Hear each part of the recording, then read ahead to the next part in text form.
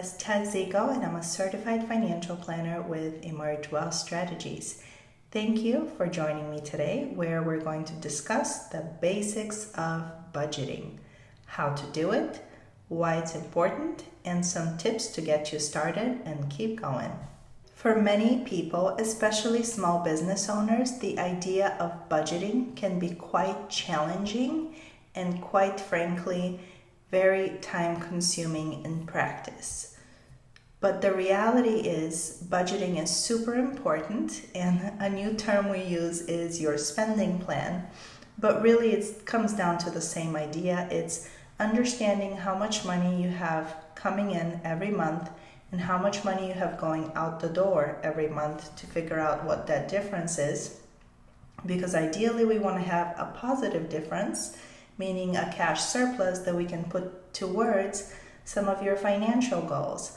Examples of goals include buying a new or bigger home. College funding is a big priority for most families that we work with, and we have to balance that with, of course, saving for retirement and being able to be financially independent and retire at some stage, and having an emergency account just as important.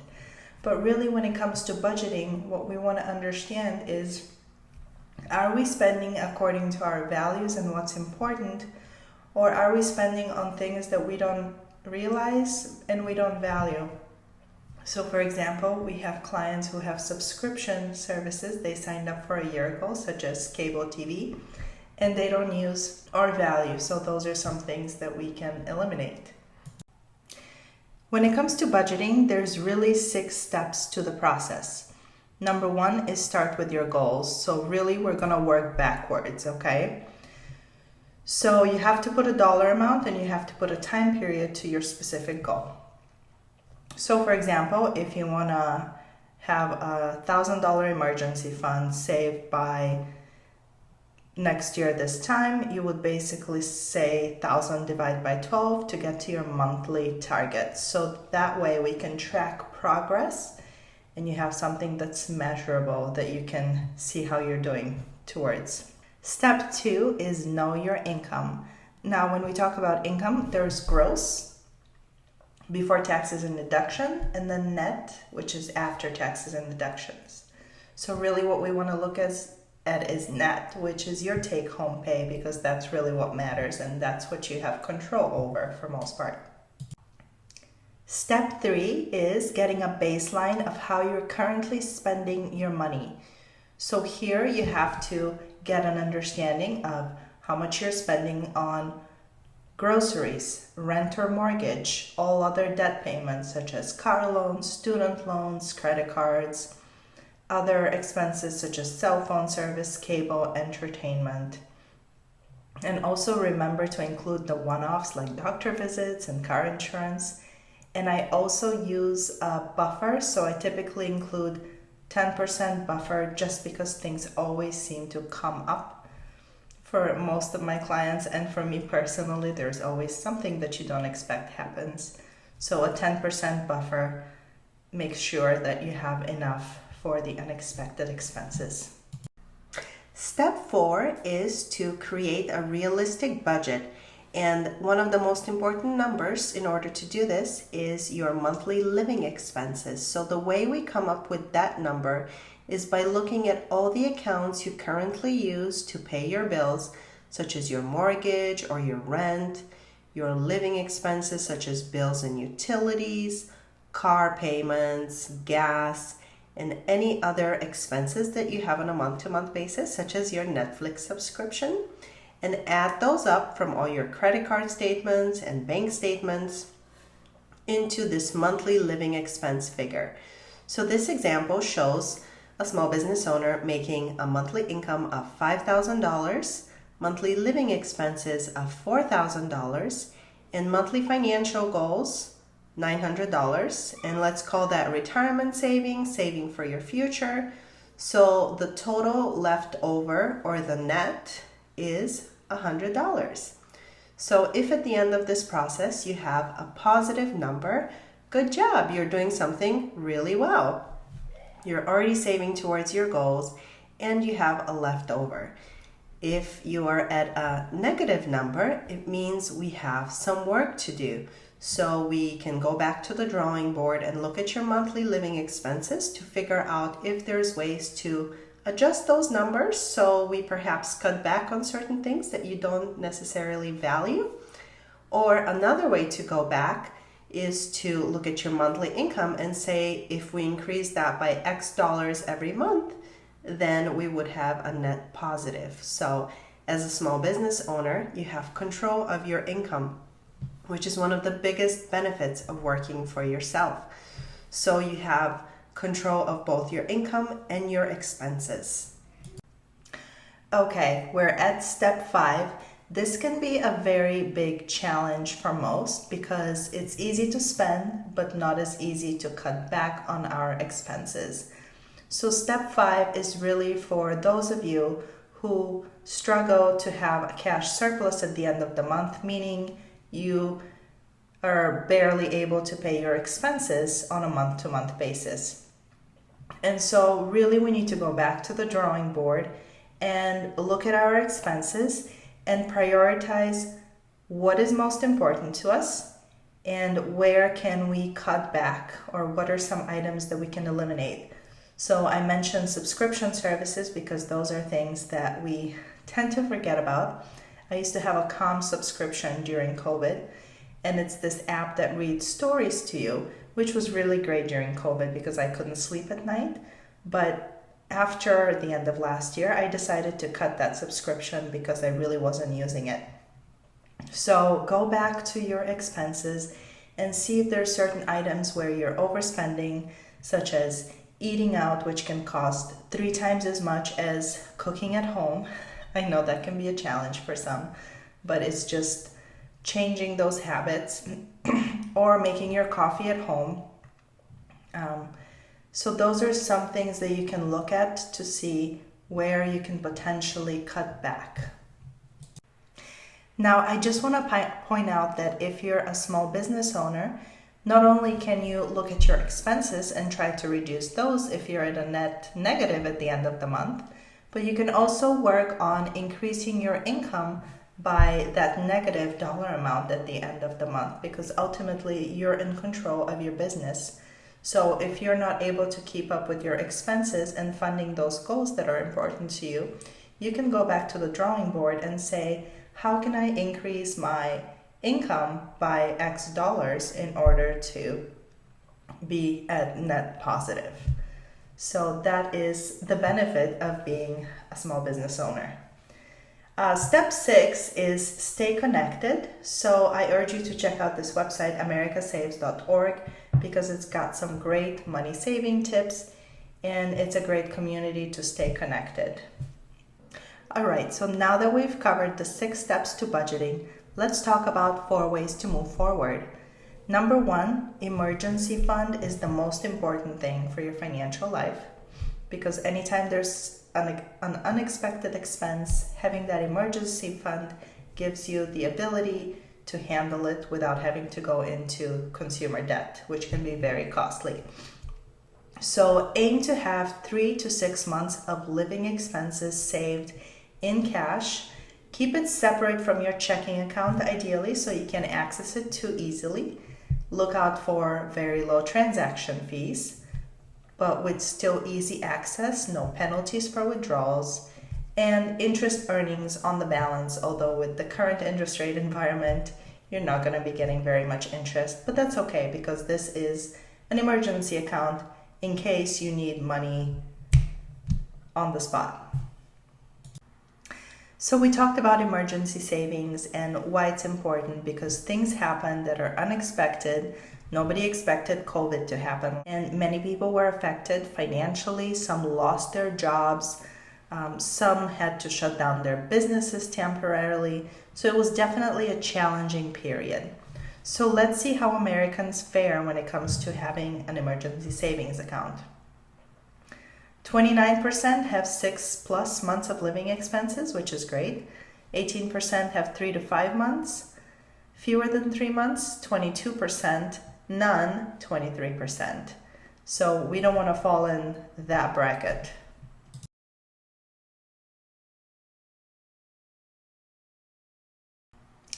Now, when I was in my 20s and I had a limited amount of income, net of taxes and deductions, I was a big believer in budgeting, and I budgeted every dollar, and I was very cautious with my money. And I used to spend very little on discretionary items, which are things that you can control. So not your fixed expenses, such as mostly food, rent, gas, but things that are within your control. Now, in my 30s, because my income has grown, and hopefully you find yourself in this place as well, I'm a big believer in the reverse budget, which is pay yourself first. So save first and then spend the rest. And you can pay yourself first by using a retirement account or other tax advantaged account. Some examples include IRA, solo 401k if you're a small business owner just by yourself with no W-2 employees. And there's other options such as SEP IRAs and simple IRAs. Now, another way to move forward is number 3, stop eating out so much. I know culturally this is very challenging because eating out is just what we do. It's convenient and we all have busy lifestyles. I do work with a lot of clients from Europe or other cultures where cooking is just what they do. And I can tell you that eating out costs 3 times as much as cooking your own meals, at least 3 times as much, depending on how expensive the restaurants you go out to are. So that is one easy way to save money. Another strategy is to not order appetizers or drinks at the restaurants. I know that might sound like a sacrifice, but those are the items that have the higher markups at the restaurants. So just cutting those back can save you a good 10% when you eat out. The reality is that treating yourself every once in a while is totally okay. But if you find yourself on a month-to-month basis at a net negative, then these are some of the things that you can look at to try to cut back on spending or increase your income. Step 4 is find cheaper gas and entertainment. So for example, you can save on gas with apps such as Gas Buddy, save on entertainment with apps such as Living Social or Groupon. The biggest thing with budgeting is you don't want to sacrifice things that are important to you, and that is not the goal of budgeting. The goal of budgeting is to prioritize where you're spending on the things that bring you the most joy and make you the happiest, and ideally just try to find strategies to just reduce the dollar amount you're spending on that item. Let's talk about developing better spending habits, because 80% of financial success is behavior and 20% is knowledge. So we really have to get the behaviors and the habits down, and it's going to take time. That's okay. So some don'ts include buying brand name products, using an out-of-network ATM with high ATM fees. Some do's: buy generic and store brands can cost up to 50% less, and use ATMs that are native to your bank. Another don't is buy lottery tickets.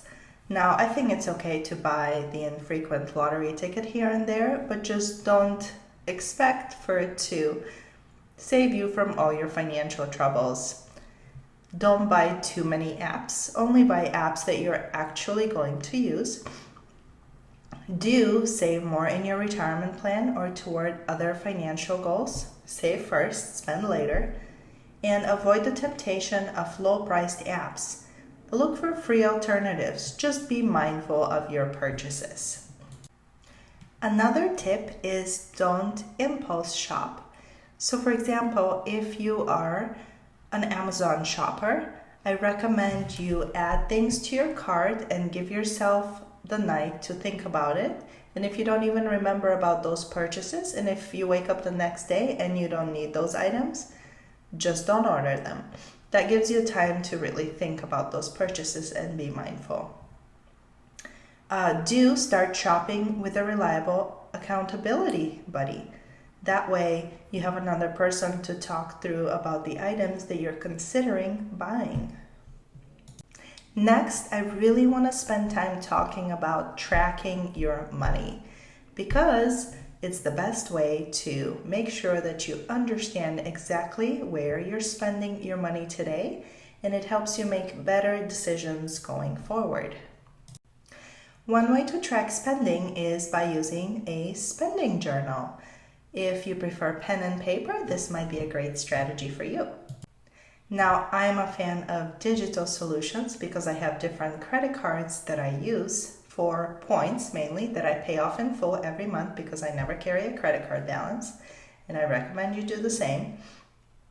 But going digital really helps make the process seamless and saves me time because it pulls all my accounts together and all my spending for a total monthly spend that I can then categorize and get an idea of how I'm spending.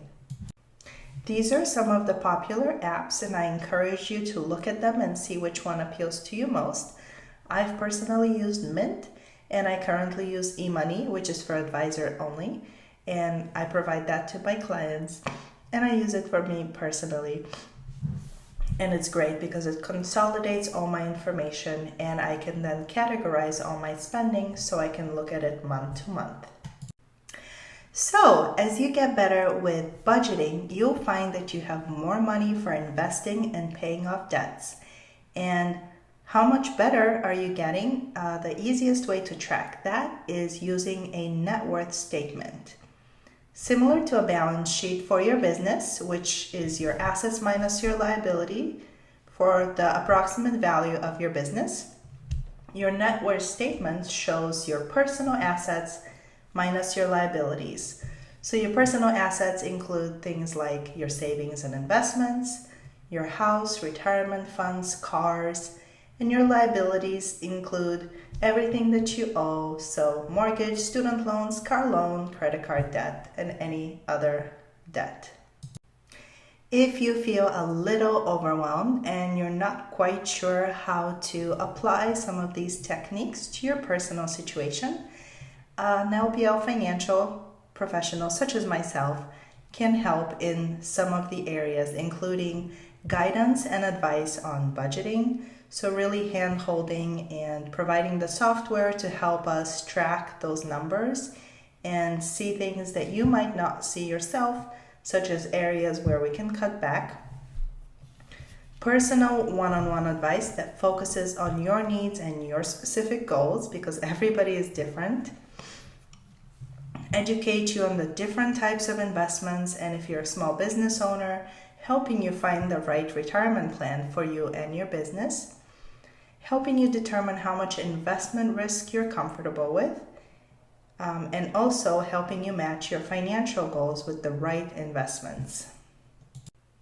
I hope you found this information valuable as you start on the path to budgeting your money and understanding exactly how you're spending today and working towards some of your financial goals. If you need any help along the way, please feel free to reach out. And remember, if this is your first time budgeting, give yourself a little grace. We don't expect perfection, we're just looking for improvement along the way.